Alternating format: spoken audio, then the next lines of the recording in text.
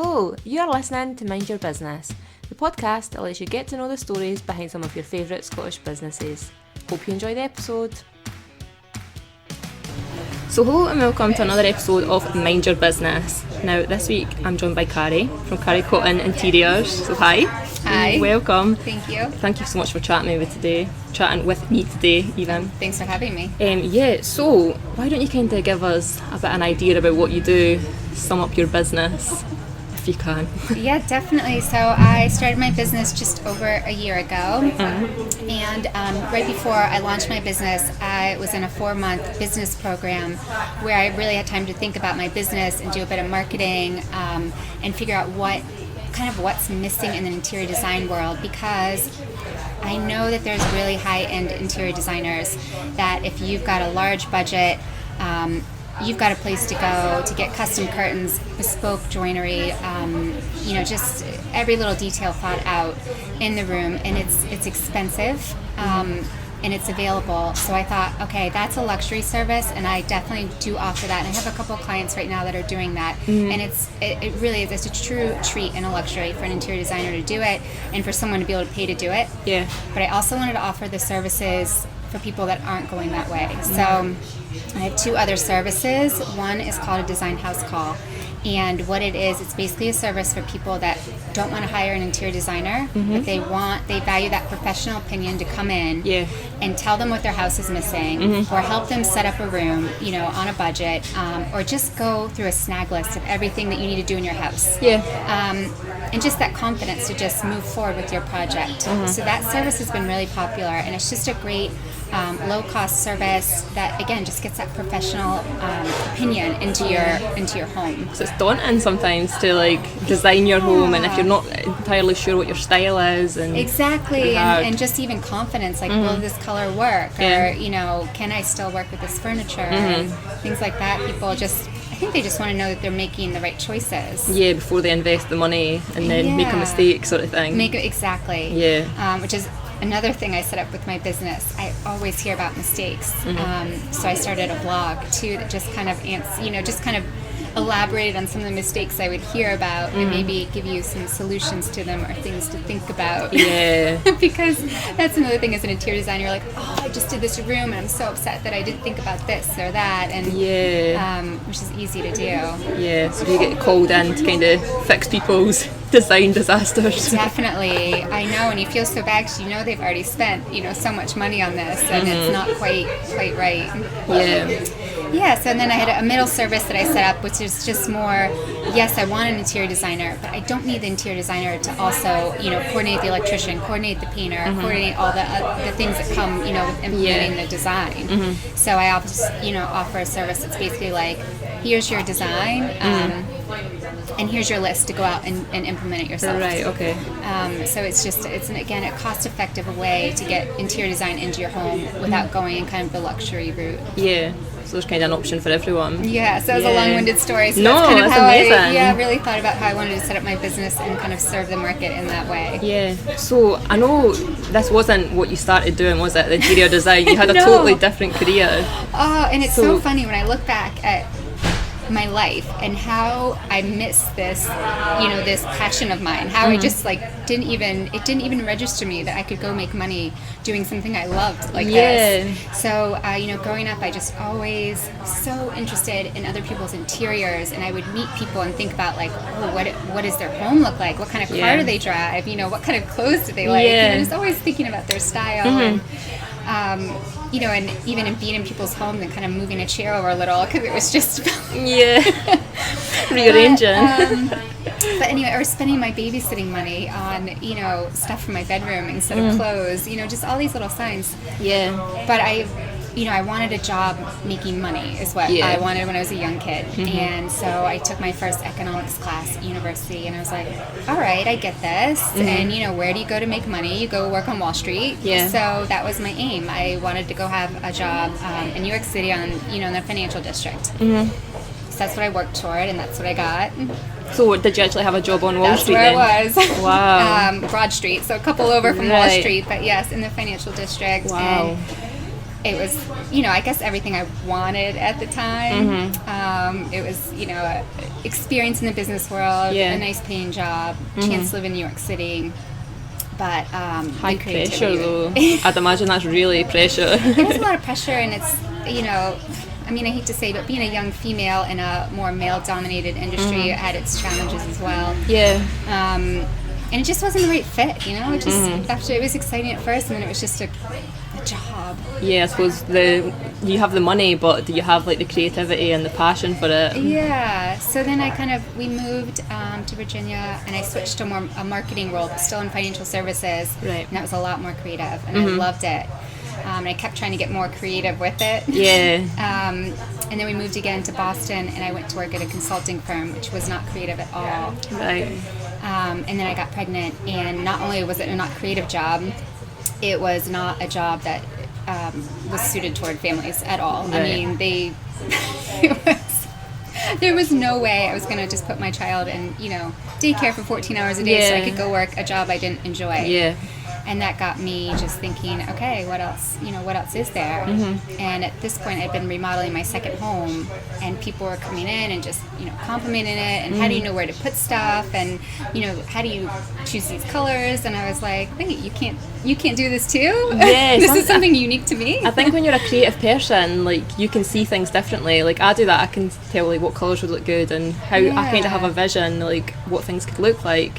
But like my boyfriend, he's like that. He's like, I ask him opinions on like colour options for like logos, and he's like, I don't know. I don't have that. So did you brain. realize that that was unique to you right away, or? Because I feel like it took me a while. Yeah, I think it is a hard thing to realise that that's a skill and a talent. Right. Like being able to do that. Yeah, because I was always good at art, and I was always good at math. I remember one time someone said, "Oh, you should become an architect." I'm like, I don't want to draw windows and roof lines. Yeah. Like, that's not interesting to me. No. But just never again. I just never thought about it. Yeah, you want to do the pretty stuff, the fun stuff exactly. inside. So I think once I realized, okay, this is a talent I have, and this is a way I can, earn money and potentially fit it into also raising a family. I went back to school for it. Yeah.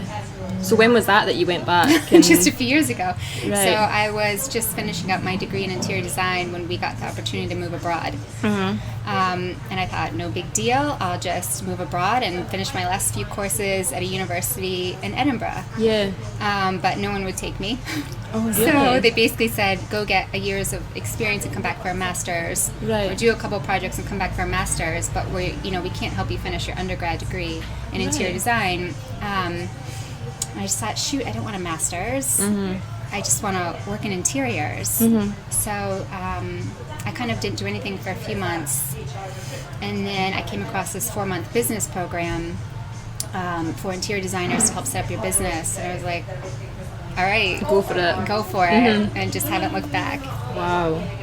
So how was that, like, moving over from America? And, like, obviously you don't have the contacts or the suppliers or clients. Like, was that daunting? Friends, exactly. Yeah. It was. Yeah, even just personal life. Yeah, like, even just personal. I think when you start a business, you get those kind of referrals, like, oh, my friend is a designer, my daughter's a designer, or whatever. Yeah. But so without that, it was a little bit more challenging, and I had to kind of, think more about the marketing, and then also just every project.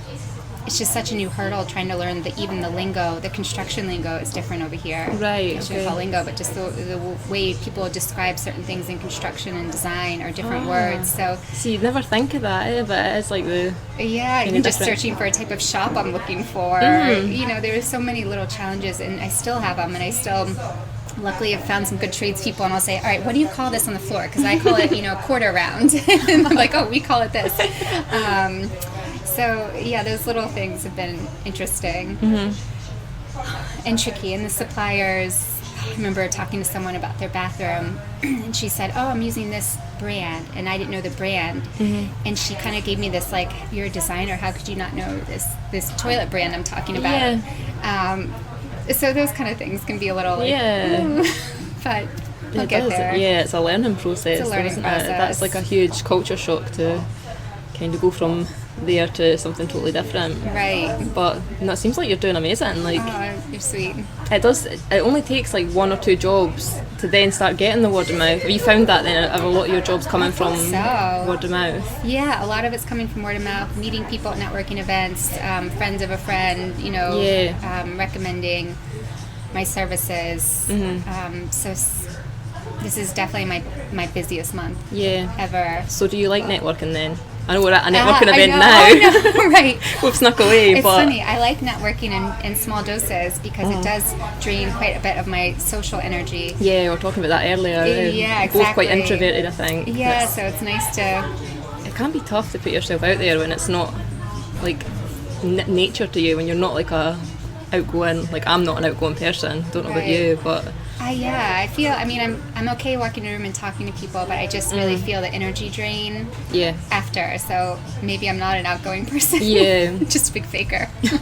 I know, I kind of thought everyone had that as well, like when you have a social situation, you feel that like drain and like energy loss, but I don't think a lot of people do. I realized it, I remember with my sister-in-law, she went through a divorce, and she, so her kids were going to her ex-husband's on the weekends, and she always wanted to come stay with us to have company. And I remember thinking how odd, if I had a weekend alone, I would just want to be by myself. Yeah, I love time alone. And she, just if she had time alone, she wanted to be with other people. I think that's how she got her energy. Yeah, whereas some people and you maybe get our energy by being alone. Yeah, some people do get their energy from speaking to people and meeting new people, and to me that's like stressful.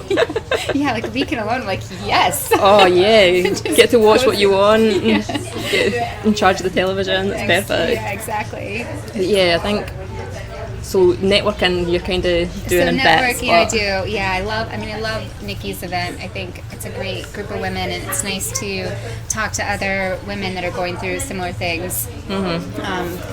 Of growing a business, and then whatever demands you might have outside of your business. And then there's a couple other ones that I really enjoy too. You just always meet someone new, and you just never know when that's gonna come back to help grow your business, a service that might help grow your business, or someone that recommends you down the road.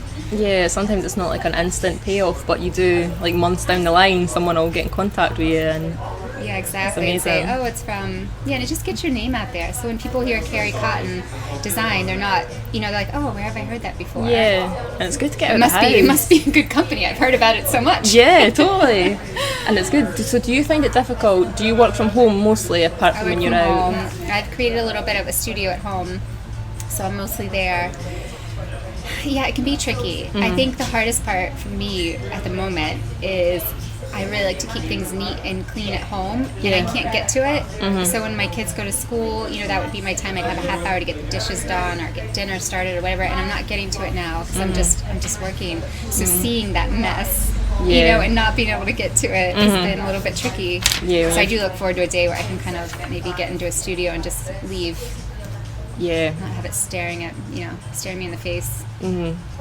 That's a small problem to have, but yeah, I know, but it is. It's a thing when you go from, especially if you work in that busy financial area and then going into being on your own, that must be a big change. Different, very different. Yeah. But at least you're doing something you love now. I love it. And I was actually speaking with Jilly, having a business that you love, I want to work 7 days a week on it. Yeah. I want to be working till late at night on it, but at the same point, I know that would lead to burnout. So it's trying to say, okay, I really would like to get this done, but I also need to spend, an hour with my children and go to bed. Yeah. So do you give yourself kind of time off and time away from your phone and switch off? No, I haven't been good about that, and I need to set some boundaries. I think I kind of tried to say on Wednesday I won't do anything client related, and just kind of work on either building my business or working on things on my own home. I'd like to design my own home as well. Yeah. And it's hard because when you're on a deadline with a client, you can't really afford to give up a day. Yeah. Or I haven't figured out how to manage my time. I'm not sure why. Yeah. No, that must be difficult though. And when you're spending all day designing for other people, to then do it for yourself as well. Exactly, to take that day. So I am going to try to stick to my Wednesdays. This is for me to build my business and work in my own home. Which will probably just be doing the dishes. But you end up finding 100 other things that you need to do, don't you? So when it comes to design, do you have a sort of signature style that you're always drawn to, or are you sort of I would say, what I encourage and I think through my blogs and my questionnaire, what I always encourage people to do is not think about a style that they like, but to really think about how they want to use their space and how they want to feel in their space.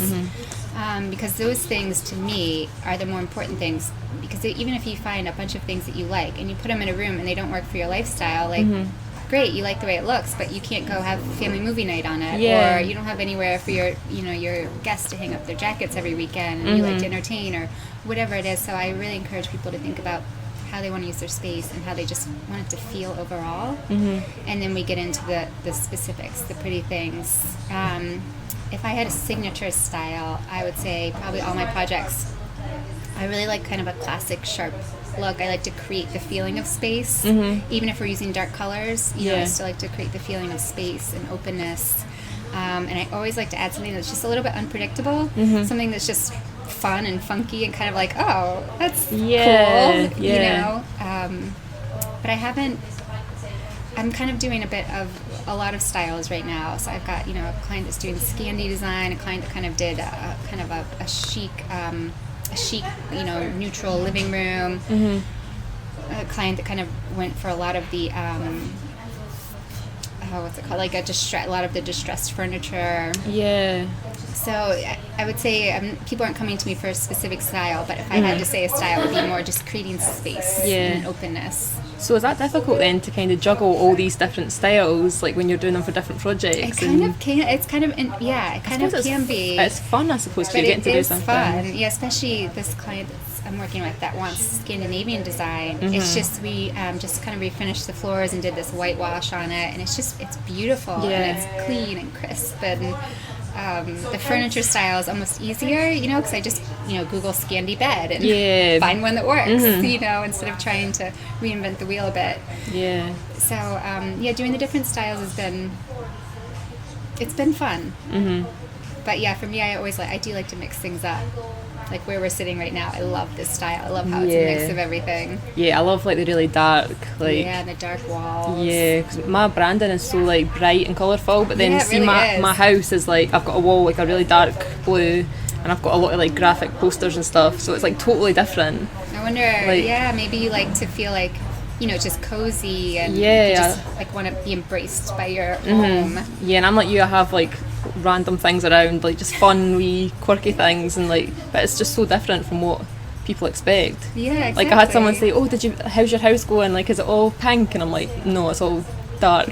I wouldn't expect that either. Yeah, it's hard to find your style, like I think it's hard to find your style, and I think styles evolve. Funny with the trends, I always think of, I don't know if you've seen Devil Wears Prada, and when Miranda Priestley goes on a tangent about following the trends, and whether you think you are or you're not, you are. There's no avoiding it. So I think a lot of people come to me, they don't want anything trendy, and I'm like, I understand what you're saying, but it is darn near impossible. And when you're on Instagram and you're just bombarded with so many like beautiful houses, and you're like, do I like that? Do I like what I'm seeing? Do I like this dark wall, or is it me just seeing it so much? It is tricky. So when you go into a space, do you kind of have a vision like quite instantly of what? I'll usually have a vision quite instantly, and before I meet with a client, I have them fill out a questionnaire and show me a few images. So I'll kind of have a sense of their style, and then I'll go in and I'll see, if that style would kind of work. But yes, when I walk into a room, things do come to me pretty quickly. Which is one of the reasons why I offer this 3-hour sit with you service, because I can kind of come up with solutions pretty quickly. Sometimes you just need that like expert opinion and just some advice and kind of validate what you're thinking. And exactly, and just to get you moving forward too, like knowing you paid for this chunk of time, and you're going to go ahead and invest in whatever it is you've been thinking about. Totally. So do you have a kind of favourite room to work in? Usually, I think I do. I think it's going to be living rooms, because most people use their living rooms for so much right now. So it's like this really cool design dilemma where the living room needs to be for entertaining, for a family or a cozy movie night. Sometimes you need to create a little workspace. You need to make sure you've got proper lighting, but also mood lighting. So and my living room personally, it's a living room, and then it's kind of separated with a bench, and we've got a dining area. So it's a multi-purpose room, and so I think those are kind of my favorites, those living rooms where you really need to kind of carve out little areas for your lifestyle. Yeah, and it's where you spend most of your time and where the whole family can kind of be in the one room. And everyone's like, a lot of people say, oh, I'm sick of seeing the iPads and the phones. So you're just kind of having little sectioned off areas in the room where things can live is a big help. Yeah. So do you love like sourcing the items? I imagine that's so fun, like getting I'm to addicted shop. to it. Like guilt-free shopping, really, isn't it? Exactly. I love it, and I probably spend too much time on it. Because, I'll find something that I know works and looks good. I'm like, there might be something better. Totally. And you just keep going until it's really time to present the design options to the client. Is how long I'll keep sourcing. Yeah. But I do love it, and the more projects I have, the more places where I know I can go and get kind of something that I'm always going to like, or, so good do you service. Have, and you have suppliers that you're I'm kind of getting go there. to, It's every once in a while I'll refer kind of an inexpensive light to a client, and give them the full warning I haven't worked. It's a cheap light. And then they'll have crappy customer service, kind of dealing with it, and that's not what you want. No, it's not worth it. No. So trying to figure out which ones to avoid. Yeah. So do you kind of go to trade shows and stuff for inspiration? Yes. Or is it all... I was just in Paris at one of the trade shows a few weeks ago. That was really nice. I met a couple vendors there, and I went to Decrex. That was one in London. Gosh, I don't even know when it was. October? Yeah. And that was great too. I probably met more vendors there because it wasn't as international, so it was more UK-based companies. And that's a big help, because then when you say I have a project, you've met the person that you're talking to, and it's just easier. Yeah, you kind of got a connection with them, and that must be so fun, like just getting to see I love it. all the new stuff, and maybe things that you've never thought of before, and new styles that are coming out, and definitely. It must be so and good. It's nice too, because you can show the pictures of the stores. You can take a picture of a setup at a trade show and just get a good sense. Do you like this? Yes or no? And I noticed when I put things up from the trade show in Paris, the really trendy room setups. Most people were saying, no. So it's a new trend, and they're not used to seeing it. I think I voted yes on most of those. Oh yeah, like the mint colored, and they're really cool, aren't they? Yeah, see, I love like something a bit different. Yeah. But yeah, it's something maybe people are a bit intimidated by when, like, you get a lot of people sticking to the greys and like the neutrals. And a lot of people still want grey. Yeah. And they're saying, oh, I don't want beige or tan or browns, but that's what they're going to be seeing a lot the next few years. So it's just, that fine line of not pushing something that they don't want, but also letting them know you've been seeing gray for 15 years, so you're really comfortable seeing gray. Yeah. But this is what you're going to be seeing for the next 10 years, right. 15 years. So maybe think about finding a taupe color that'll work. Yeah, because it used to be more like the creams and magnolias years ago, and then it seemed to go to grey. So now is it kind of going back to the tan colours? Going back to more the earth tones, and then there's always like a twist on it, so you get more of the terracottas with it. And I think I saw a lot of mustard yellow, and then you get these pops of bright mint, that are interesting, especially the dark blue. It looks so pretty. Some marble. Yeah. Oh, I love that. No, that's so good. So do you have sort of a favourite part of the process, like the whole design? Is it the favorite? I think my favorite part of the process is space planning. It's getting in, taking the room measurements, and figuring out how we can lay out the furniture in your room, and how much usefulness we can kind of get out of the room. How many little different areas and nooks I can give you, and ways to entertain, and just things like that. That I think is always my favorite, and I always present 3 room designs, space plan designs, to my client to choose from before I start the actual, pulling in the pretty stuff. And talk through each, pros and cons of each kind of setup. And to me, that's my favorite. Yeah. I love doing that. Yeah. It's just like opening up this opportunity for a room. Yeah, and things they might not have thought of before. And definitely. Yeah. It must be amazing as well, like at the end of the process when people see the space and... They're always like, it just feels so much bigger. I'm like, yes. That's your job done. Yeah, exactly. No, that's amazing.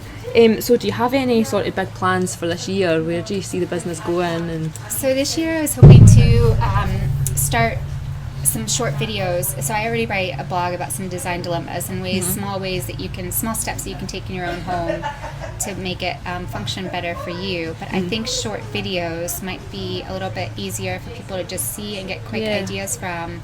And then I offer this 15-minute kind of confidence call service. So basically, you could just send me your question or send me a couple pictures, and we can talk through it for 15 minutes. Yeah. And I think that's, again, kind of a nice service for someone that doesn't want to hire an interior designer, but is kind of just kind of can't make this decision, between two colors or lighting or whatever. Totally. So I think that this year I'm gonna try and work on that. Just putting it out there. Here's solutions to design dilemmas. Yeah. You can do it. Yeah. And I'm here to help if I can. Yeah, no, So that's kind of my focus this year. Yeah, well, it's still quite a new business, so you're Quite a new business. yeah, so much time to grow, and exciting to see what you do next. Oh, thanks. Yeah. So this is a section that I call Check Them Out. So if you have any small businesses that you want to kind of give a shout out or that have helped you on your journey, you can shout them out now. Okay, I was just feeling a little bit nervous about this because I think it takes, if it takes a village to raise, some children, it takes a continent to raise a small business. Totally. So there's been so many people that have, helped me out and inspired me along the way, but the most notable, I would say, my first real mentor is Jo Kobach, and she is an interior designer herself and an architect, and she started a mentorship program to help interior designers get started, and that's how I launched my business. And then once in my business, I enlisted help of Nikki Hutchinson, and I did kind of a 6-month program with her to just figure out, here's what I'm offering, and she's like, that's great, let me figure out, why your clients care about that. So just help me kind of look at it from a client's point of view. And then little social media tips. I love Weebit Social. She's just friendly and just really knows her social media stuff. And then there's been some designers that have just been really helpful. They'll share my content. One of them is called Liz Nylon. She's a blogger and she's an interior design student herself, and she's just a good friend. I'm lucky to know her. And then one interior designer that's really well established that's helped me so much. She's called Louise Bramhill Interiors, and she's gone out of her way to help me order fabric, or she's referred me to people maybe that weren't right fit for her. She's just been really open and helpful. And then one of my good friends is an interior designer, and we've actually done an event together, and we're thinking about doing another one. She's called Renee Turner Interiors, and we kind of started our businesses around the same time, and just there to kind of support each other and talk to each other about what's going right and wrong. It's good to have someone that you can chat to who understands, isn't it? Exactly. And another interior designer, we started our businesses around the same time. We were in the same 4-month course. She is called Kava Raw Home Styling, and she's great because she shares the behind the scenes home life of raising a kids and kind of like raising her business basically. And she's super inspirational and just another great go-to. Oh, that's amazing. Is that them all here? I'm going to stop there because keep going. There's so many. I really could go. Yeah, well, I'll tag all those people on the Instagram post so people can go and find them and follow them as well. And the last thing is for you to plug yourself. So where can we find you online? Where are you on social media? So I'm on, I go against like what all my marketing people have advised. I'm on too many platforms, but my most popular platform is Instagram. It's so visual, and I'm at Carrie Cotton Design. I have Facebook, LinkedIn, all at Carrie Cotton Design, and then Pinterest. I'm trying to grow Pinterest a bit, and again, that's Carrie Cotton Design. Perfect.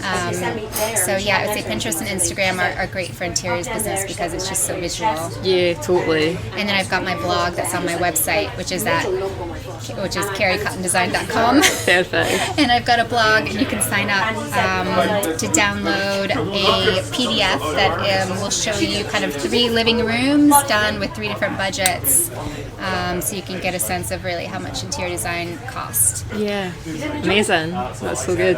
And I'll tag you as well so everyone can find you. Thank you.